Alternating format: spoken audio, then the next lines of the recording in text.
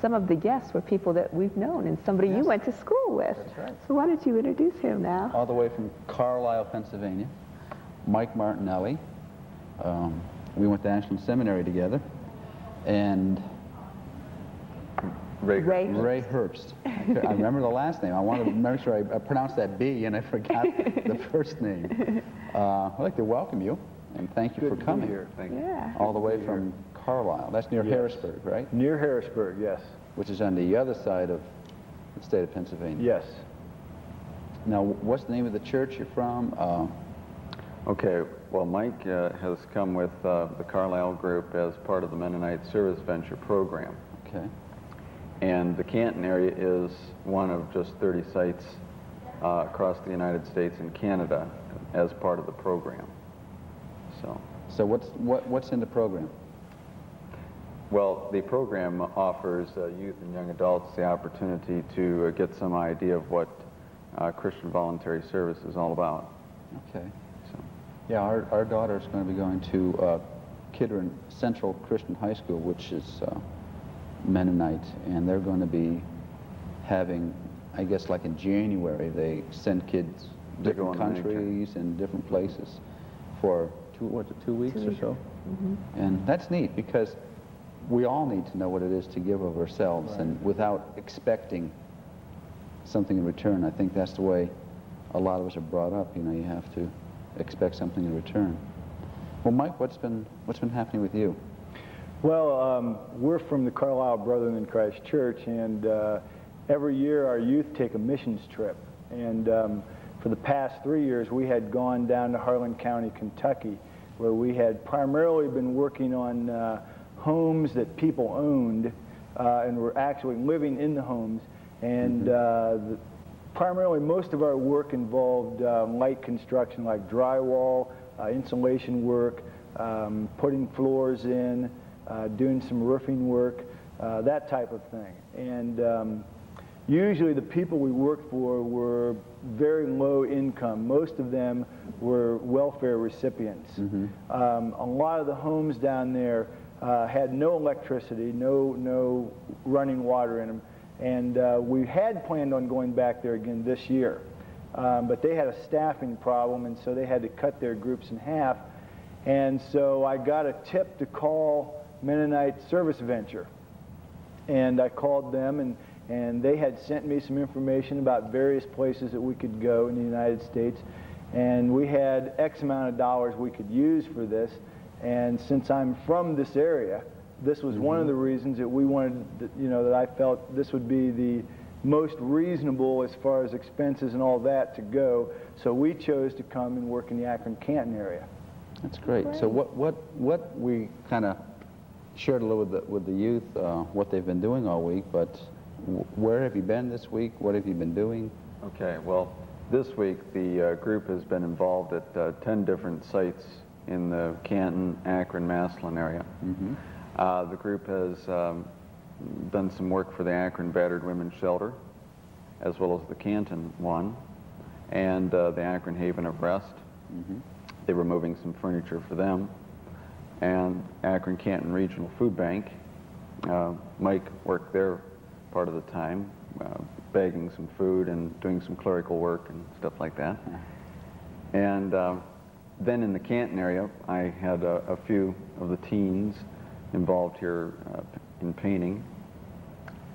They were also working at the Crisis Intervention Center on 13th Street and the Philomathian Society for the Blind. They visited some of the folks down there and took some of the residents for walks and things like that. That's neat. And also Worcester Habitat for Humanity. That's some of them were involved in that too.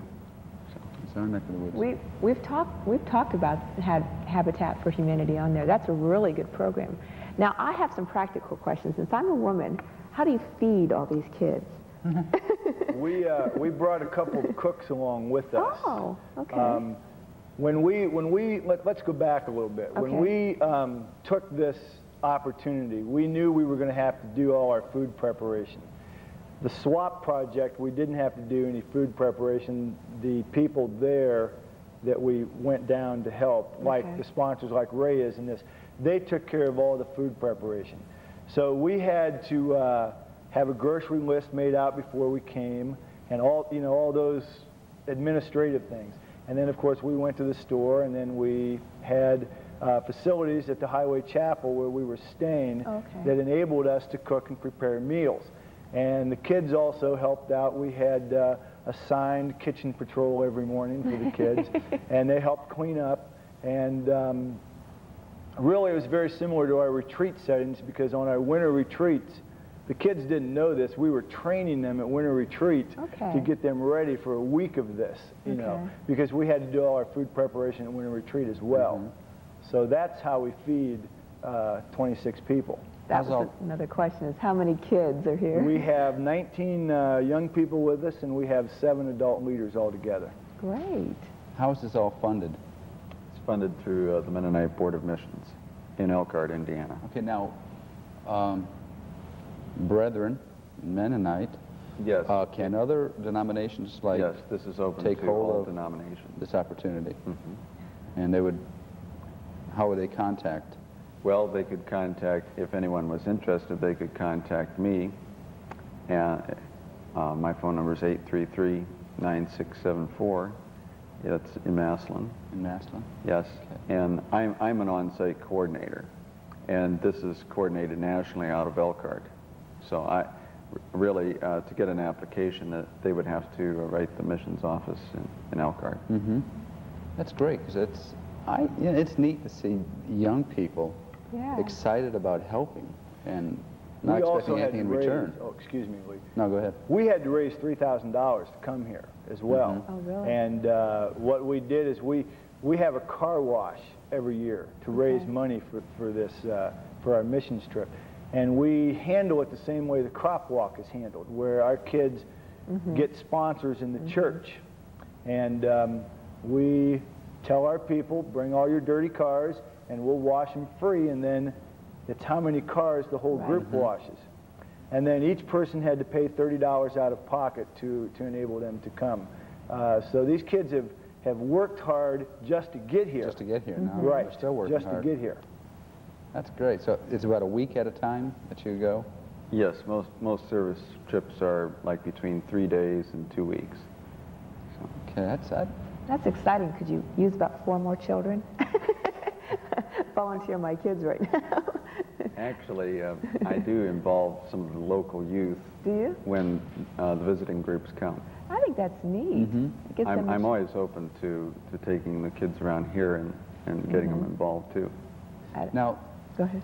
do they get a chance to maybe share their faith with people, or is this basically just a works type program of helping, showing practically their Christianity through, you know, caring for people and working with them? It's more of a practical, showing what Christianity is all about.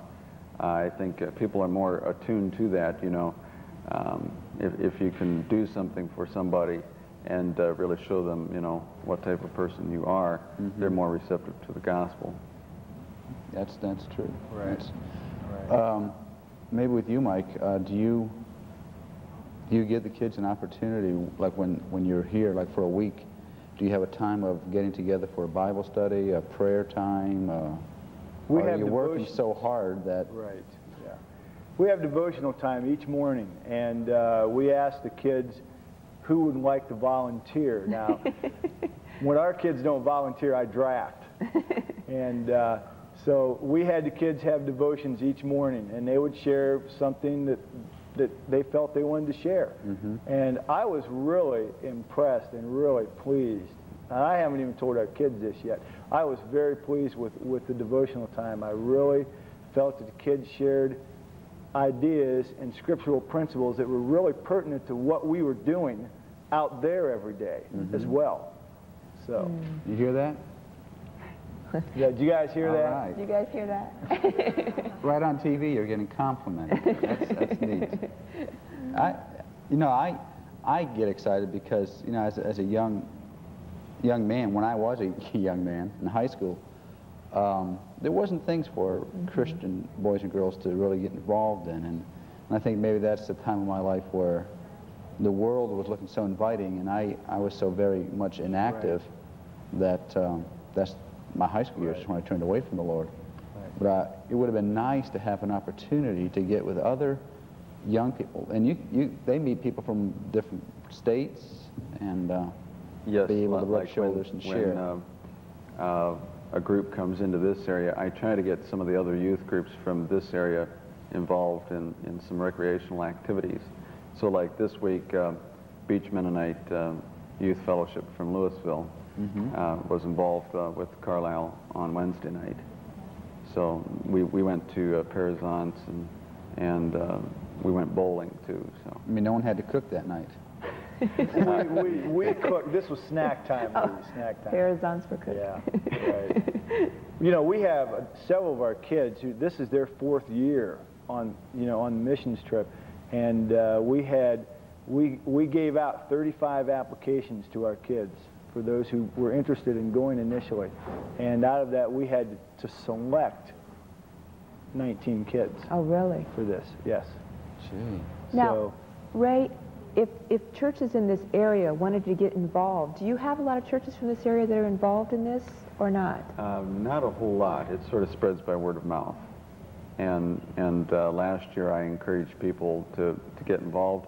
It's a lot of youth groups are pretty busy. They schedule way in advance and so forth. And usually I don't know until about 3 months before a group is coming that they're going to be coming. So usually by that time either the youth groups have already filled out their schedules or whatever, and they're pretty booked for the summer. Do you have other groups coming in? Yes, Now's your time to plug it.